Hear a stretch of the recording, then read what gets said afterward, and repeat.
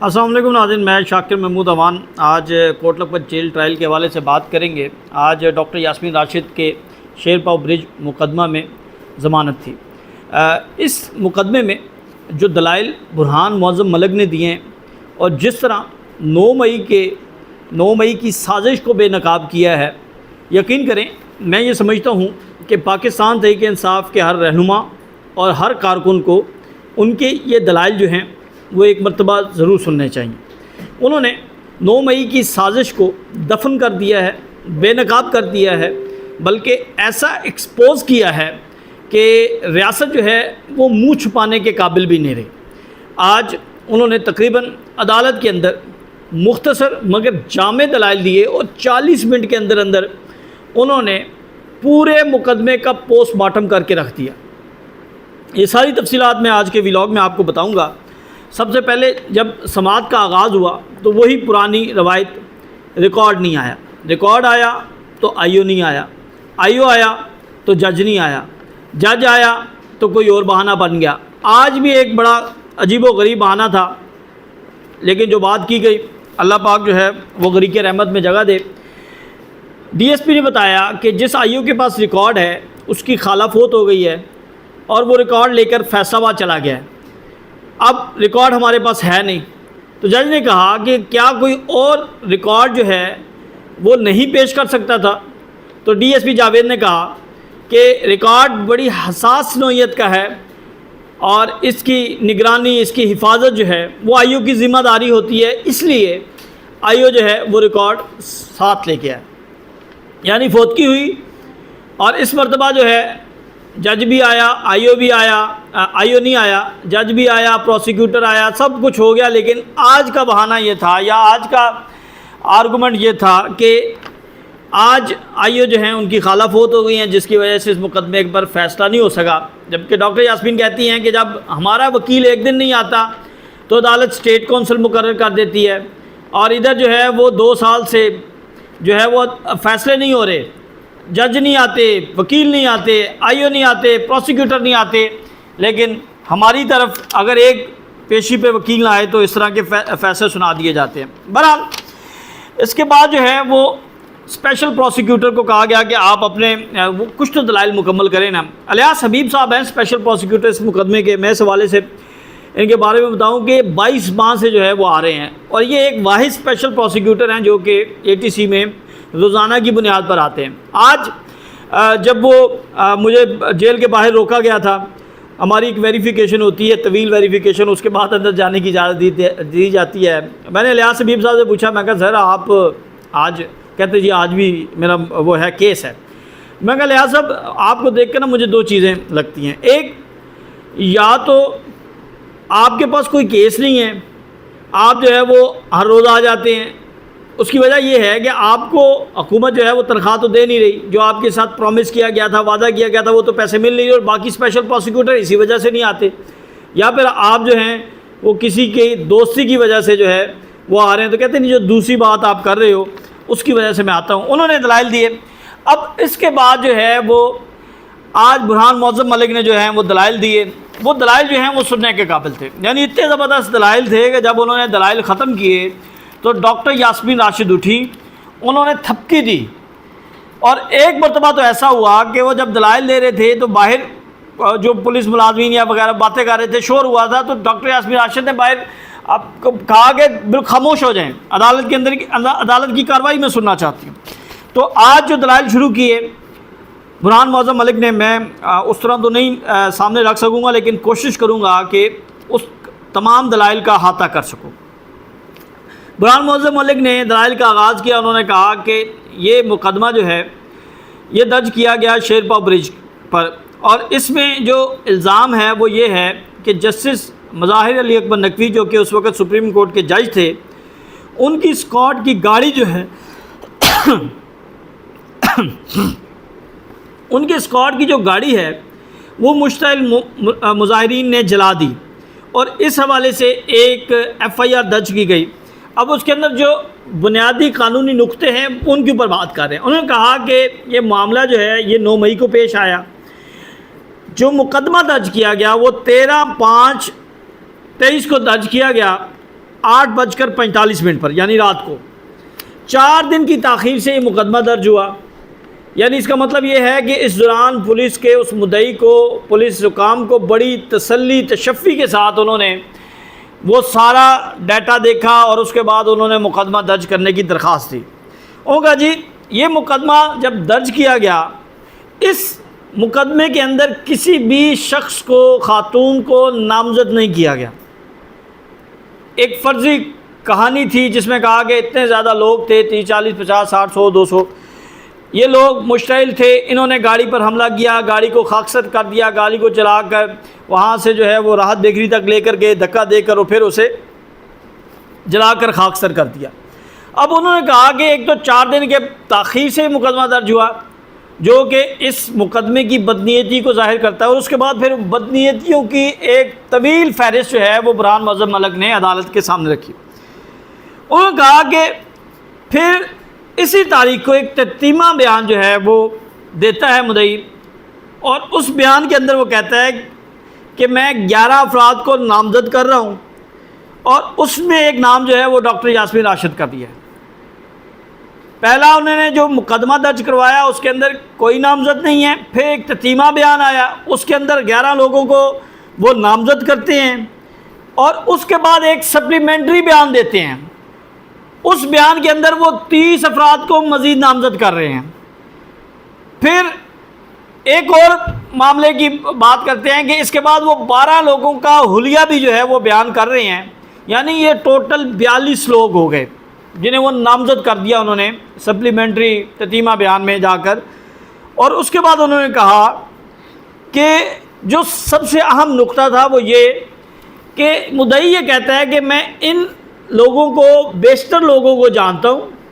یعنی قبل ازیں بھی میں نے جانتا ہوں، اس سے پہلے بھی میں نے دیکھ چکا ہوں سوشل میڈیا پر، مختلف جگہوں پر، یہ پاکستان تحریک انصاف کے قائدین ہیں۔ اب یہ نقطہ انہوں نے کہا کہ بڑا اہم ہے، جیسا میں اس کے اوپر بات کرنا چاہوں گا۔ انہوں نے کہا کہ جب یہ مدعی کہہ رہا ہے کہ میں ان کو قبل ازیں یعنی پہلے سے جانتا ہوں، تو اس وقت جب 4 دن کی تاخیر کے ساتھ، ڈیلے کے ساتھ FIR درج کی گئی تو اس کے اندر ان کو تو نامزد نہیں کیا گیا۔ تو اس کا مطلب یہ ہے کہ مبینہ طور پر مدعی کی بدنیتی ہے، انتظامیہ کی بدنیتی ہے کہ انہوں نے ڈاکٹر یاسمین راشد سمیت لوگوں کو نامزد کیا۔ اب وہ کہہ رہے ہیں کہ جن لوگوں کو نامزد کیا اس حوالے سے بھی جو ہے انہوں نے بات کی۔ انہوں نے کہا کہ روبینہ جمیل پر یہ الزام لگایا گیا، پاکستان تحریک انصاف کی رہنما ہیں، سابق MN ہیں، ان پر یہ الزام لگایا گیا کہ ان کے پاس ایک لائٹر تھا، وہ لائٹر سے جو ہے وہ آگ لگا رہی تھی، اور ان کے پاس پیٹرول بم تھے، یہ 2 چیزیں جو ہیں ان کے اوپر ڈالی گئیں، اور انہوں نے کہا کہ یہ دونوں چیزیں ان کے پاس تھی، جبکہ ان سے جو ہے وہ میگا فون برآمد بھی کیا گیا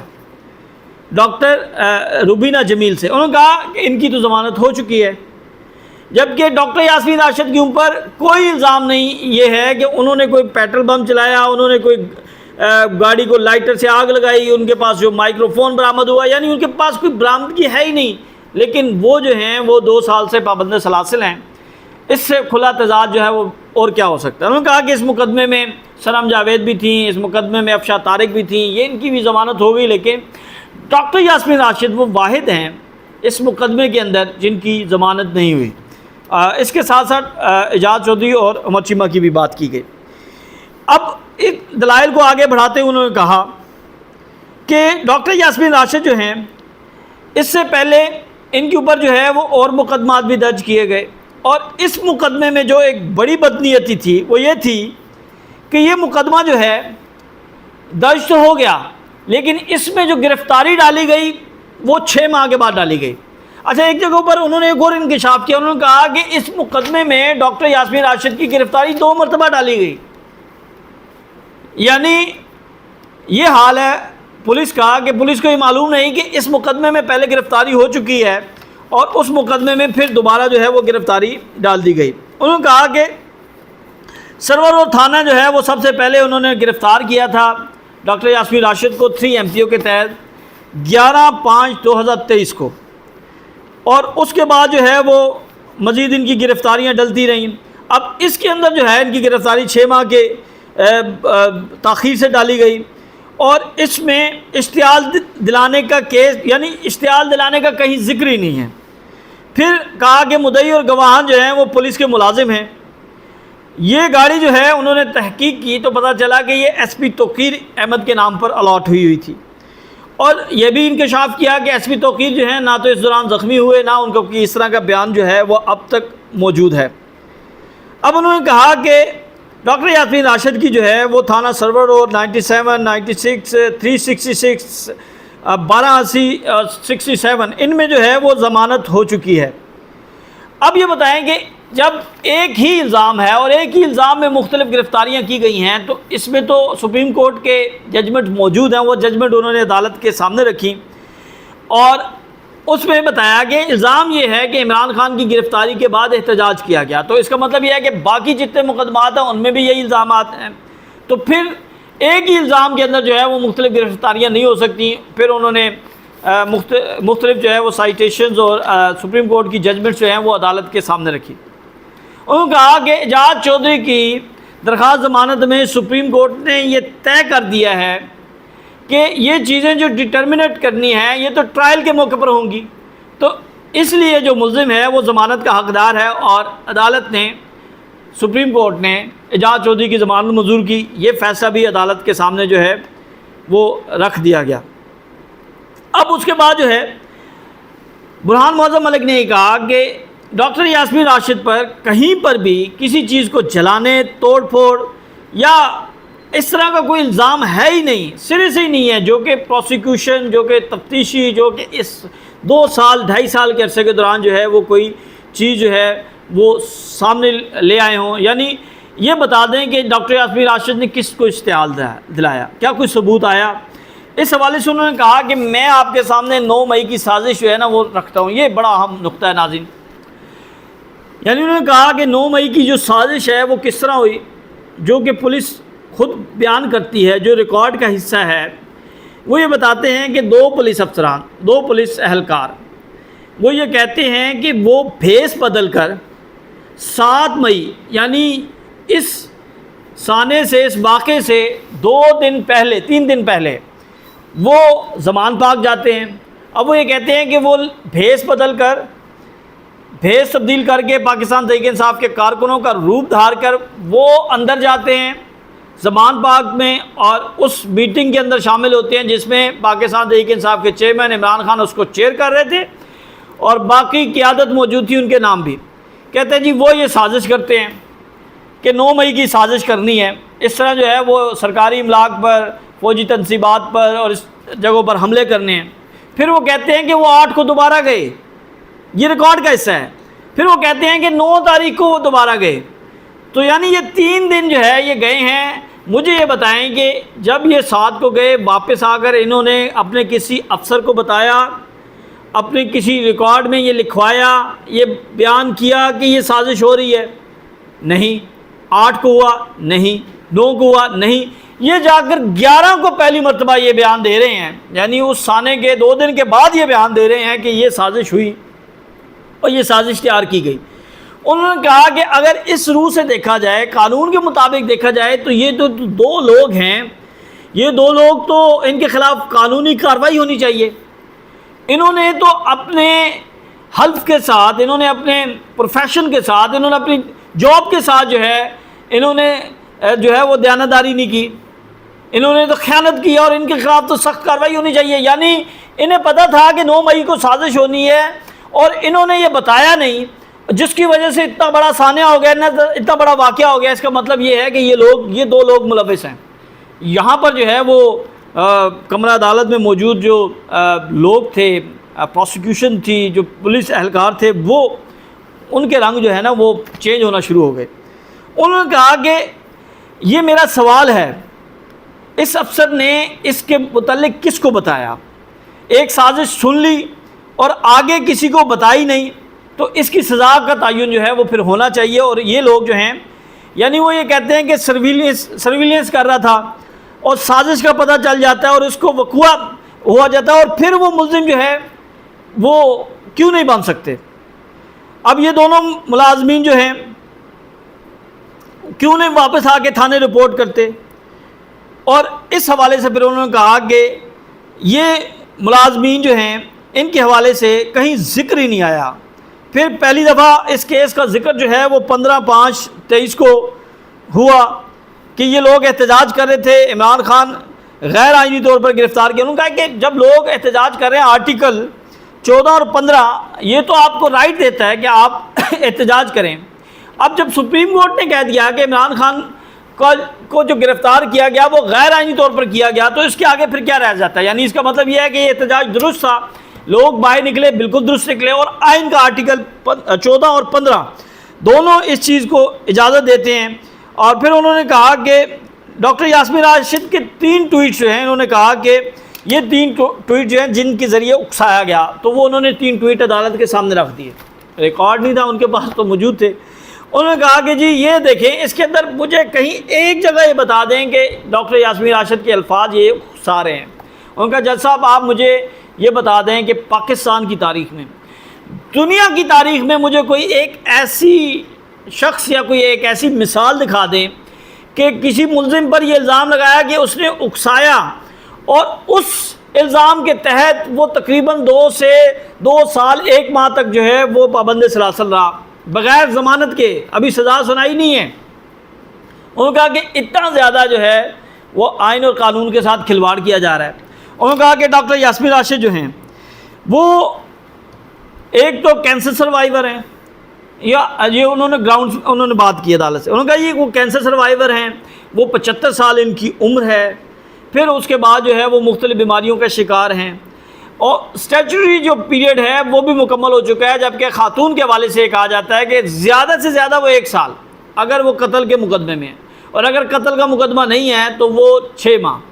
تو ڈاکٹر یاسمین راشد 2 سال 1 ماہ سے جو ہے وہ پابند سلاسل ہیں، لیکن ان کی جو ہے وہ ضمانت جو ہے وہ نہیں دی گئی۔ انہوں نے عدالت سے استدعا کی کہ عدالت جو ہے ڈاکٹر یاسمین راشد کی ضمانت منظور کرے، اور